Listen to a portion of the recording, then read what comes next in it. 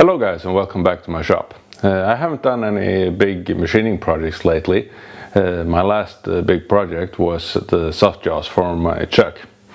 One thing I've noticed is that as soon as I got my shop full with a couple of lathes and mills, more machines started coming my way. And a couple of weeks ago I came across this Die Filer here, and I thought this was really a cute machine, and I sort of couldn't resist it, and my friend Loris has been talking about Die Filers a lot, so I thought, well, I might as well buy this one.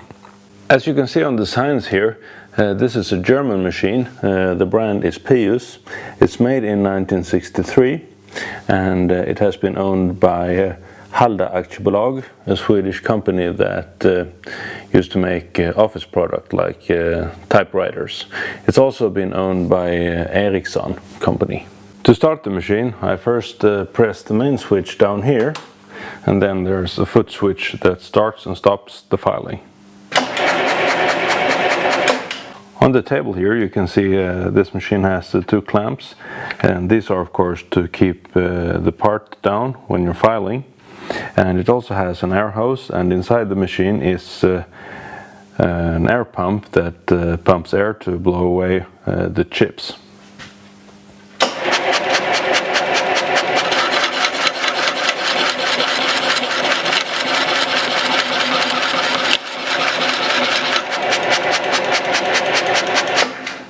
And I'm sure you could hear the air pump. And down here on the right hand side of the machine is a crank that adjusts the speed of the motor.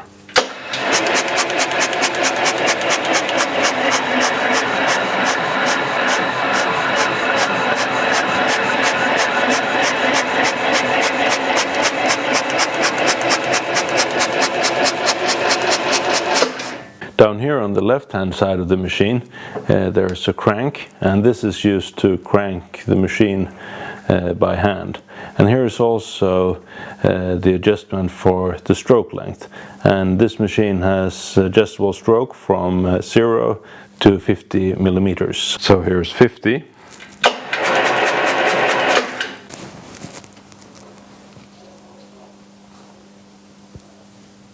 And here is 10. As you can see here and here, this table can be angled in two ways, and the purpose for this is to create the clearance angle when you're making dies. The two cranks back here are for lifting and lowering the table, and there's also a crank here, and this is if you want to move this entire part to use shorter or longer files. Of course, filing with a Die Filer like this is a very slow process, and from what I've learned about Die Filers is that this was probably used in a tool room to make the die for a punch press. Anyone who would want to do something like that today would probably use a wire EDM machine, so Die Filers like this one are pretty obsolete by today's standards. But I hope to be able to use this in a project in the future, so I can show you what it's used for. Until then, bye bye.